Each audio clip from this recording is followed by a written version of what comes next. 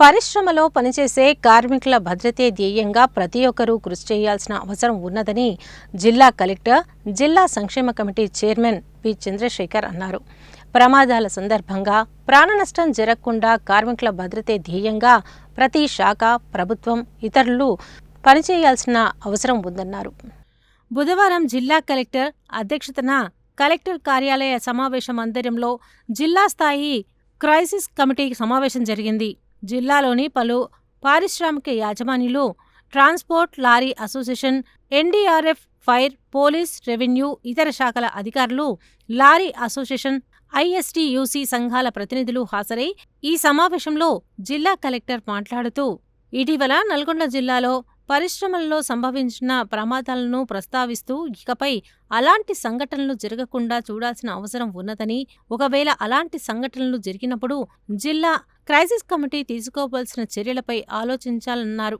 కార్మికుల భద్రతతో పాటు మ్యానుఫ్యాక్చరింగ్ సేఫ్టీ కూడా ముఖ్యమని, ఎక్కడైనా ప్రమాదం సంభవించినప్పుడు తక్షణమే సమాచారం చేరవేసేలా అందరూ సమన్వయంతో కృషి చేయాలని, అందుకు స్థానిక క్రైసిస్ గ్రూపులను ఏర్పాటు చేసుకోవాలని పరిశ్రమ శాఖ అధికారులను ఆదేశించారు. కార్మికుల భద్రతలో భాగంగా ప్రతి కంపెనీ వారంలోగా సేఫ్టీ ఆడిట్ నివేదికను సమర్పించాలన్నారు. అలాగే ఆయా ఫ్యాక్టరీలలో ఎంతమంది కార్మికులు పనిచేస్తున్నారో ఖచ్చితమైన వివరాలు సమర్పించాలని, ప్రమాదాలు జరిగినప్పుడు ఎంతమంది కార్మికులు ప్రమాదంలో చిక్కుకుపోయారో తెలుసుకునేందుకు అది ఎంతగానో పనిచేస్తుందని అన్నారు.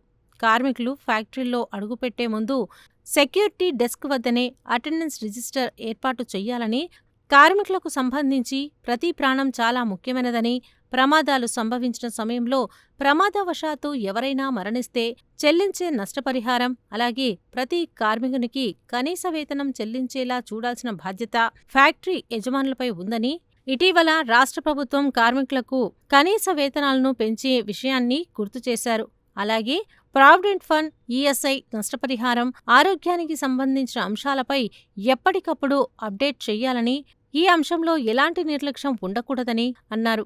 జిల్లా అధికారులు ఈ విషయంలో అందరూ సమన్వయంతో పనిచేయాలని ఆయన కోరారు. ప్రమాదాలు సంభవించకుండా ముందస్తు ప్రణాళికలను రూపొందించుకోవటమే కాకుండా ప్రమాదాలు సంభవించినప్పుడు తీసుకునే అంశాలపై కూడా జిల్లా స్థాయి క్రైసిస్ కమిటీ చూడాల్సిన అవసరం ఉన్నదని YTPS chief engineer Vijay Kumar ఇటీవల వైటీపీఎస్ 3వ యూనిట్లో సంభవించిన ప్రమాదం సందర్భంగా తీసుకున్న చర్యలను వివరించారు.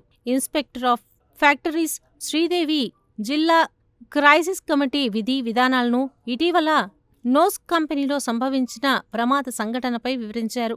ఎన్డీఆర్ఎఫ్ కమాండెంట్ దామోదర్ సింగ్ మాట్లాడుతూ, వివిధ పరిశ్రమల్లో ప్రమాదాలు సంభవించినప్పుడు అందరూ సమన్వయంతో చురుకుగా పనిచేయాలని సూచించారు. ఐఎస్టీయూ రాష్ట్ర జనరల్ సెక్రటరీ నాగన్న మాట్లాడుతూ, ప్రమాదాలు సంభవించేందుకు ఆస్కారం ఉన్న కంపెనీలను ముందుగానే గుర్తించి ప్రమాదాలు జరగకుండా తీసుకోవలసిన చర్యలపై ఆలోచించాలని, అలాగే ప్రభుత్వం పెంచిన కనీస వేతనం అమలయ్యేలా చూడాలని సూచించారు.